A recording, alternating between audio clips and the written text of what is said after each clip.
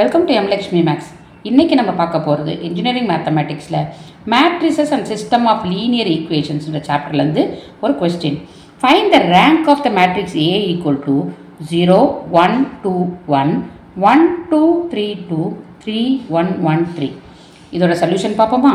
கொடுத்துருக்க மேட்ரிக்ஸ் ஏவை நான் எடுத்து எழுதியிருக்கேன். இதோட ரேங்க் கண்டுபிடிக்கணும். ரேங்க் கண்டுபிடிக்க நிறைய மெத்தட்ஸ் இருக்குது. Minor method, row echelon method எல்லாம் இருக்குது. இந்த ப்ராப்ளமில் நம்ம ரோ எக்கிலான் ஃபார்ம் வச்சு சால்வ் பண்ண போகிறோம். புரியுதாம்மா? இப்போ கொடுத்துருக்க மேட்ரிக்ஸ் எழுதியாச்சு. இப்போ இந்த மேட்ரிக்ஸ் எடுத்து பார்த்தீங்கன்னா இதை ரோ எக்கிலான் ஃபார்ம் கொண்டு வரணும். அதாவது மேக்ஸிமம் ஜீரோஸை கீழே கொண்டு வரணும். இங்கே அதுக்கு மேலே ஜீரோ நமக்கு தேவையில்லை. இந்த ஜீரோ செகண்ட் லைனில் வந்துருச்சு இல்லை தேர்ட் லைனில் வந்துருச்சுன்னா நமக்கு ஈஸியாக இருக்கும்.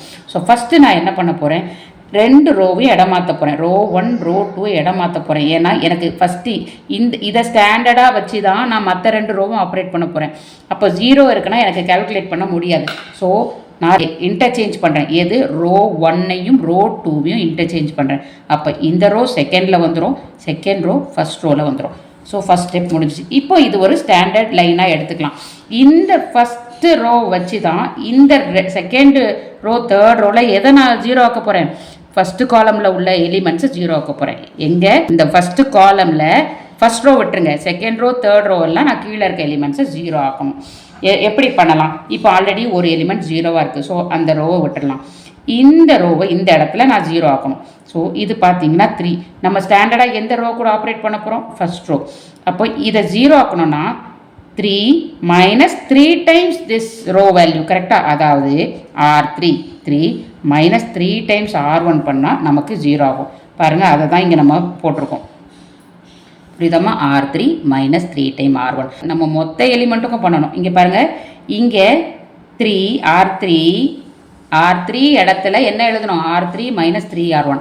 R3 3 minus 3 R1 minus 3 into 1 3 3 minus 3 வந்து ஜீரோ ஆகிடும்.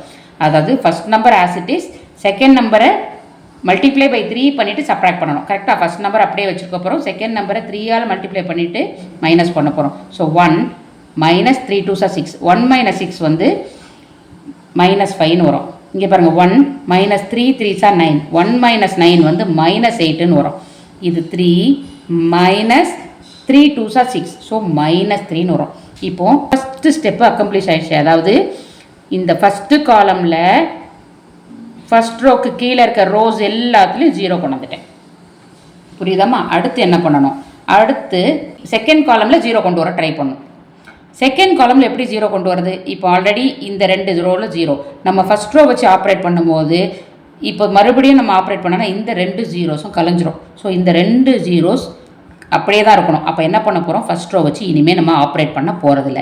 அப்போ அதுக்கு ஒரு ரோ வேணும் இல்லையா? ஸோ செகண்ட் ரோ வச்சு ஆப்ரேட் பண்ண போகிறோம். ஸோ செகண்ட் ரோவை ஃபிக்ஸ்டாக எழுதிட்டேன், ஏன்னா அந்த ரோ வச்சு தான் ஆப்ரேட் பண்ண போகிறோம்.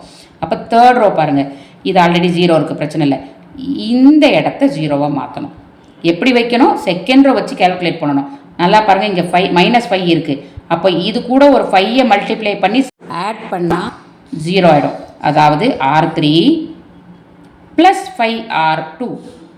புரியுதாம்மா? R3 minus 5.